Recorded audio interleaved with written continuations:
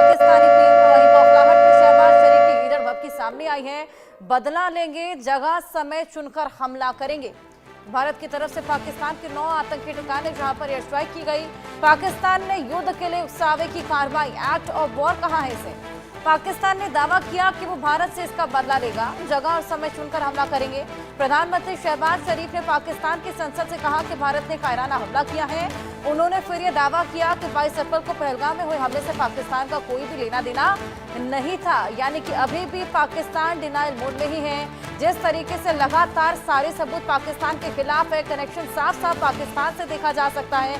ये तमाम आतंकी जो लगातार पाकिस्तान की गोद में जाकर बसे हुए हैं, उसके बावजूद पाकिस्तान के लोग ये मानने को राजी नहीं। शहबाज शरीफ अब लीडर भपकी देते नजर आए हैं और बोलते हैं कि यहाँ पर वॉर की शुरुआत की गई है। बौखलाहट साफ देखी जा सकती है पाकिस्तानी पीएम। बौखलाहट में शहबाज ने ये गीदड़ भपकी दे डाली है। हालांकि इससे पहले भी कई गीदड़ भपकियां हमने देखी। तमाम नेताओं की बदला लेंगे, जगह समय चुनकर हमला करेंगे। जावेद, जगह समय चुनकर हमला करेंगे, ये तमाम गीदड़ भपकियां यहाँ पर शहबाज देते हुए नजर आ रहे हैं। क्या लगता है पाकिस्तान का क्या रुख रहने वाला है? अभी तक तो पाकिस्तान शांत है और लगातार नसीहतें भी यही मिल रही हैं। देखिए, शहबाज जिस तरीके से लगातार गीदड़ भपकी दे रहे हैं कि वो जगह, समय और वक्त देख कर जवाब देंगे, लेकिन जिस तरीके से भारत की तरफ से ऑपरेशन सिंदूर को अंजाम दिया गया और भारत ने अपने उन 6 बेकसूर 26 लोग, जिसमें से एक नेपाल मुल्क का भी शख्स शामिल है, जो इस पहलगाम के बैसन घाटी में हुए आतंकी हमले में मारे गए, उसमें जिनका कोई कसूर नहीं था। भारत ने ये कहा था अपने आवाम से, अपने लोगों से, भारत सरकार ने, कि जैसा लोग चाहते हैं उसी तरीके से, उसी अंदाज में जवाब दिया जाएगा। और भारत ने ऑपरेशन सिंदूर को बिल्कुल पूरी तरीके से एग्जीक्यूट करके पाकिस्तान के पाक ऑक्युपाइड कश्मीर जो इलाका है, वहां पर जो 9 आतंकी ऑर्गेनाइजेशंस जो लोकेशंस है, वहां पर उन्होंने टारगेट किया, यानी कि उन्होंने आतंकवाद को जवाब दिया।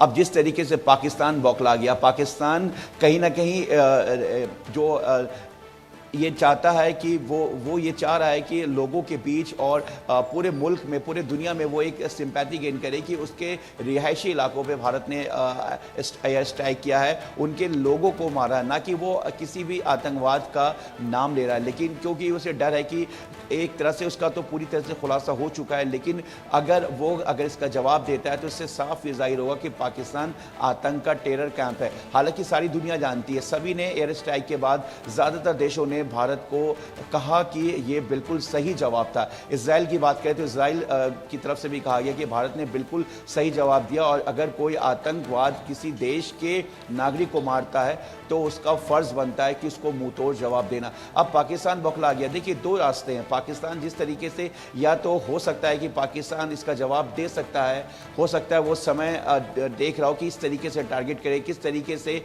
जो है वो अंजाम दे। वहीं दूसरी तरफ ये भी है कि अक्सर देखा गया है कि इस मामले, ऐसे मामले में पाकिस्तान हमेशा आतंकवाद को आगे घुसपैठ कराता है, यानी कि कहीं ना कहीं वो टेरर मॉड्यूल को अंजाम देगा। उसके जो ऑर्गेनाइजेशन जिसको वो पाल रहा है, जो ISI के इशारे पर जो हिजबुल मुजाहिदीन, लश्कर तौबा, जैश ए मोहम्मद जैसे आतंकी जो काम कर रहे हैं, इनके हैंडलर्स को वो आगे करेगा। क्योंकि पाकिस्तान हमेशा से नाकारा जो अंजाम देता आया और हमेशा से जब वो भारत से नहीं फेस टू फेस या इन फ्रंट नहीं हो सकता है तो हमेशा आतंकवाद को आगे देता है। देखिए, जिस तरीके से पिछले ही साल की बात करें तो पाकिस्तान की जो तमाम टेरर। चलिए, मैं आपके पास वापस आऊंगी। एक और बड़ी खबर हम दर्शकों को देखें। देखिए, पाकिस्तान के रावलपिंडी से बड़ी खबर है। रावलपिंडी में अगले आदेश तक ब्लैक आउट रहने वाला है। रावलपिंडी में पाकिस्तानी सेना का मुख्यालय है। पाक के कई ऐसे शहर हैं जहां पर ब्लैक आउट कर दिया गया है। तो रावलपिंडी में पाकिस्तानी सेना का मुख्यालय है और वहीं पर ब्लैक आउट किया गया है। कई ऐसे शहर हैं जहां पर ब्लैक आउट किया गया। अगले आदेश तक ब्लैक आउट ही रहने वाला है। रावलपिंडी से ये बड़ी खबर, वहां पर पाकिस्तानी सेना का मुख्यालय है जहां पर ब्लैकआउट किया गया है। जावेद, क्या समझा जाए इस ब्लैकआउट से? देखिए बिल्कुल साफ है कि बिल्कुल समझा जा सकता है हर्षा कि ब्लैकआउट होने का मतलब क्या है। पाकिस्तान कहीं ना कहीं बिल्कुल पूरी तरीके से घबरा गया है और ब्लैकआउट तभी किया जाता है कि जब किसी सामने लोकेशंस पे या किसी देश को ये लगता है कि कुछ भी आगे हो सकता है। तो ऐसे में आइडेंटिफिकेशन ना हो, पूरी तरीके से लोकेशन को सर्च ना किया जा सके या किसी तरीके का कोई अटैक ना हो सके, कोई एयर स्ट्राइक ना किया जा सके, इसलिए रावलपिंडी में जो पाकिस्तान का जो एयर मुख्यालय है आर्मी का, उसको पूरी तरीके से ब्लैकआउट कर दिया गया है। कहीं ना कहीं पाकिस्तान लगातार इस तरीके से ब्लैकआउट सिर्फ रावलपिंडी नहीं, अगर जानकारी के मुताबिक इस्लामाबाद, लाहौर, कराची और कई ऐसी जगह है, पेशावर, जहां पर पाकिस्तान लगातार कल से अलर्ट पर पाकिस्तान को रखा गया है। शाहबाज की बात करें या फिर आर्मी की बात करें तो पूरी तरीके से जो आर्मी है वहां पर घबरा गई है। हाँ, जिस तरीके से बौखलाहट पाकिस्तान की साफ देखी जा सकती है, जिस तरीके से पाकिस्तान लगातार भारत पे रिहायशी इलाके और वहाँ के अवाम की बात कर रहे हैं कि वहाँ निर्दोष लोगों को मारा गया है, लेकिन भारत का रुख बिल्कुल साफ है और भारत ने साफ कह दिया है कि जिस तरीके से आतंक को लगातार भारत के खिलाफ एस्टैब्लिश किया जा रहा है, लगातार आतंकी साजिश कर रहे हैं भारत के खिलाफ, और इसमें कहीं ना कहीं भारत के जो बेकसूर लोग हैं वो इसमें मारे जा रहे हैं। तो ऐसे में भारत चुप नहीं रहेगा और आज खुद देश के रक्षा मंत्री राजनाथ सिंह तमाम जो देश की अलग अलग पार्टियां हैं, नेशनल पार्टियां हैं, उनके साथ मीटिंग करने वाले हैं और जिसमें वो बाकायदा ऑपरेशन सिंदूर को लेकर बताएंगे कि किस तरीके से इस पूरे ऑपरेशन को एग्जीक्यूट किया गया। देखिए, पूरे देश में इस बात की खुशी की लहर है कि भारत ने मुंहतोड़ जवाब दिया। सबने यही कहा कि ऑपरेशन सिंदूर में आतंकी उन 9 संगठन को जो 9 लोकेशंस था उनको पूरी तरीके से डिस्ट्रॉय किया गया है, खत्म किया गया है,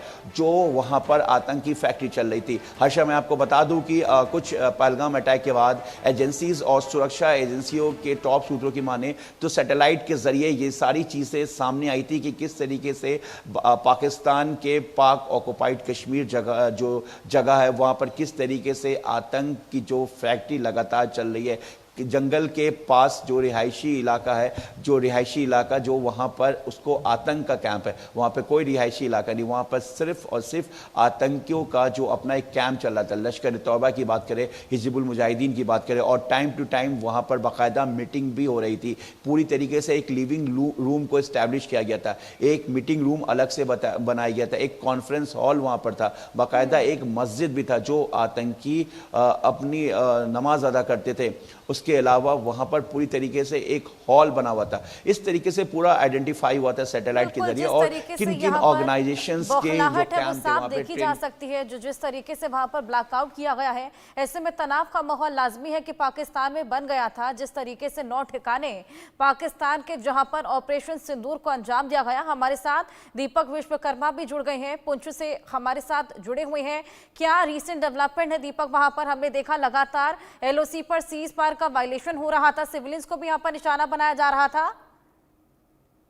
सबसे ज्यादा सिविलियंस को यहीं पर निशाना बनाया गया। कल की घटना थी, तकरीबन 10 से 11 घंटे बमबारी चली और सबसे महत्वपूर्ण बात यह है कि भारत ने जिस तरीके से आतंकियों को निशाना बनाया, भारत ने लगातार इस बात को कह रहा हूं कि भारत ने किसी सिविलियन को निशाना नहीं बनाया, कोई ऐसे भीड़ भाड़ वाले इलाके पे स्ट्राइक नहीं की है जहां पर आम नागरिक रहते थे जिनकी गलती नहीं है। इसके इतर कल पाकिस्तान ने पुंछ इलाके में जो रिहायशी इलाके वहां पर लगातार बॉम्बिंग की है, तमाम लोग घायल हुए, कुछ लोगों की जानें गई हैं। तो सबसे महत्वपूर्ण बात यह है कि जिस तरीके से पाकिस्तान अलाप रहा है कि हमारे लोगों को मार दिया, ऐसा कुछ नहीं हुआ। जितने भी आतंकी ठिकाने हैं सिर्फ उनको मारा गया। हाँ, ये जरूर कहा जा सकता है कि वो आतंकियों को भी अपना आदमी कहता है, वो आतंकियों को क्योंकि पनाह देता है, उनको रखता है, उनको पालता है और उसके बाद उन्हीं से अपने जो काम है उनको करवाता है, क्योंकि आतंकी ही उनके आका है। सरकारें बनाना, बिगाड़ना, सेना को निर्देश देना, ये सब काम पाकिस्तान में आतंकी ही करते हैं, आतंकवादी ही करते हैं। तो इनका कोई चेहरा तो नहीं है, लेकिन पाकिस्तान के भीतर इनका चेहरा जरूर है। इसीलिए वो ये कह रहा है हमारे लोगों को। तो हमारे लोगों का जिक्र जो पाकिस्तान कर रहा है वो आतंकियों से, लेकिन इसके इतर भारत में जो पुंछ का इलाका है, पुंछ के इलाके में सिविलियंस के ऊपर बॉम्बिंग की गई है, तमाम घरों को नुकसान पहुंचाया गया। उसके साथ साथ तमाम ऐसे सिविलियन जिनकी कोई गलती नहीं थी उनको चोट पहुंचाई गई है, कुछ लोगों की, और उसमें कुछ बच्चों की भी जाने गई है। अब देखना यह होगा कि जिस तरीके से राग अलापा जा रहा है पाकिस्तान द्वारा, क्योंकि देर रात को भी सीज़फायर का एक बार फिर उल्लंघन किया गया है, जिसका भारतीय सेना ने मुंह तोड़ जवाब दिया है। इससे ये समझा जा सकता है कि राग अलापने से कुछ नहीं होगा, क्योंकि जिन लोगों की पैरवी पाकिस्तान कर रहा है वो सिर्फ और सिर्फ आतंकी थे और कुछ नहीं थे। उन लोगों ने ना जाने कितने मासूमों की जान ली थी, आप गिनती भी नहीं कर सकते थे, चाहे वो 26/11 हो, चाहे वो हेडली हो। इन तमाम लोगों को ट्रेनिंग दी जाती थी और ट्रेनिंग के साथ साथ ये बताया जाता था कि आपको अंतरराष्ट्रीय पटल पर आतंकवाद फैलाना है, दहशत फैलानी है, डर फैलाना है, और इस डर के माहौल में आपको सबको रखना है। जब इस तरह की चर्चा की जाती थी तो ये सिखाया जाता था आतंकियों को। ये वही आतंकी हैं जिन्होंने 26 बेगुनाहों को मारा था, उनको मारने की रणनीति बनाई थी। बिल्कुल दीपक, जिनका यहाँ पर हम कोई देख कसूर पा रहे हैं नहीं था। कायराना हरकत को अंजाम देने से बाज अभी पाकिस्तान नहीं आ रहा है। खासा घात यहाँ पर पाकिस्तान को पहुंची है और उसका रिटेलिएशन यहाँ पर फिलहाल LOC पर देखने को मिल रहा है।